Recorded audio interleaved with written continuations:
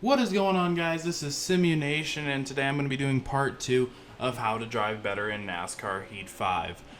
To start with, I'm going to say number 1, and I just found out the science behind this. I'm pretty unscientific, I guess you could call it, when it comes to why the drivers make decisions in real life. So I actually did some research on it, but my first tip is going to be riding the wall in the game.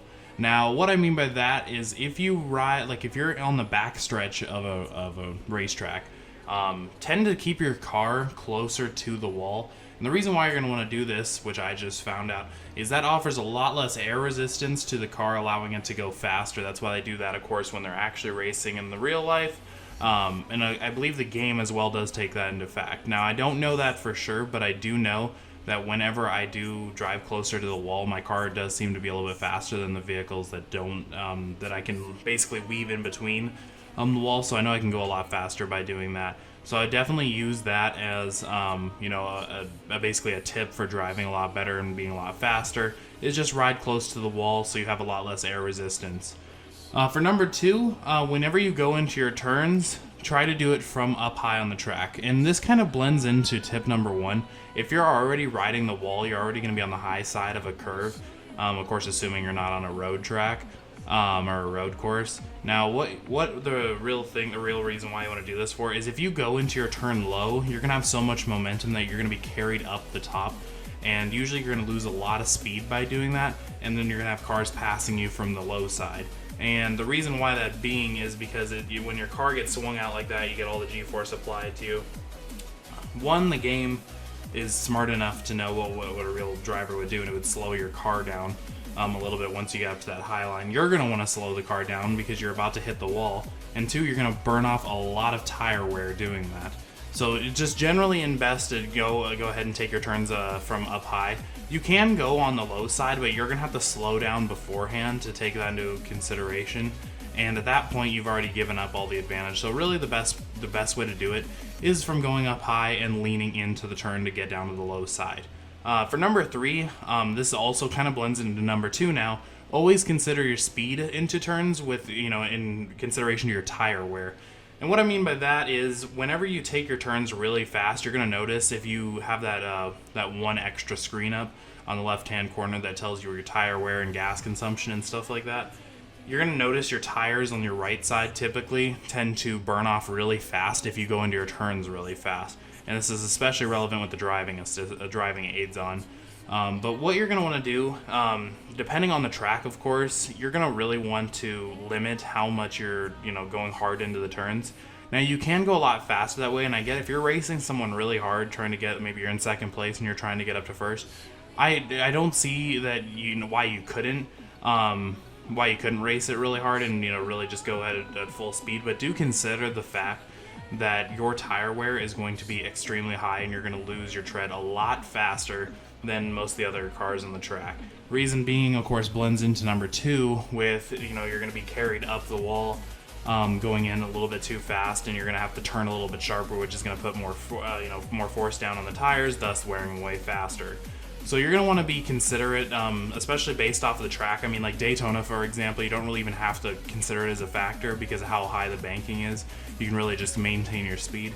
But if we're talking maybe like a racetrack like Martinsville is one that really comes to mind, you're going to really need to slow down going into that turn, or you're going to be carried out, probably smack the wall, lose all your tire tread, basically, really all that.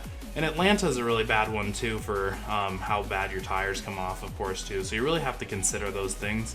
It'd be helpful to go in, especially do the practice laps beforehand, just to really see what I mean there if you don't know what I'm already talking about. But for number 4, you don't always need to repair your vehicle. This is something I always used to do, especially when I was really starting out with the game. I always thought if there was any damage and I had the choice to repair the vehicle in the pit stop, I needed to do it, or otherwise the car wasn't going to run as fast. Now, that is the case with extreme damage, but when we're talking like little damage that you get from maybe bumping someone in the back, or maybe you got ran into in the back a little bit, it might not be worth it to fix it. Now, if you're on a caution lap and you're already in the blast, you might as well. Or if you're in a caution, really on caution laps, unless you're in last, don't do it. If you got a really big lead on the rest of the pack, or you're fine with where you're at, you probably can if it's a low enough time, but you have to consider that when you give up those 3 or 4 seconds repairing your vehicle, or possibly even more depending on the damage, how much track time you're really giving up there. 10 seconds, while it might not seem a lot, in some racetracks can be a third of the entire race, or in Bristol, for example, can almost be close to 75% of a lap.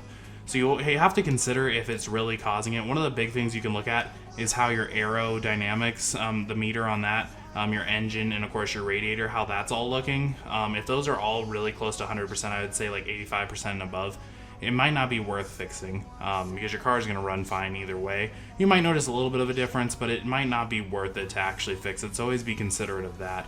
And my 5th and final tip for today is you're going to want to disable the driving aids and driving assistant whenever you're trying to really basically take the training wheels off. Your car's going to go a lot faster, and I really noticed this, and I didn't really think about it until I noticed that going into some turns, I could have handled the turn completely by myself. But the game had slowed me down, and it sounded like the engine was getting stalled out a little bit, and I was kind of like, whoa, what the hell's going on here? Why are we going so slow? And people had passed me and everything like that. And it is a known fact that with those driving aids on, it does slow you down. So go ahead and take those off, depending, of course, on the racetrack and your comfortability with it.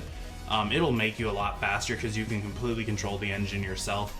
The game won't be limiting you on your speed or anything because it thinks you need help going into the turns, but consider that it becomes a lot more difficult to drive the car once those aids are taken off.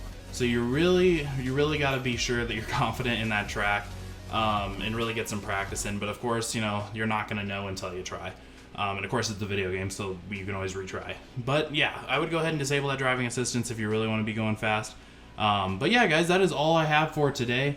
Thank you guys for watching this video. I really appreciate all of the feedback. Definitely leave a like, comment on what you think, and maybe some other helpful tips for anybody else reading the comments, or even myself. I definitely don't know everything. But yeah, definitely hit that subscribe button and check out the rest of the channel if you are new to us, and I will see you guys later.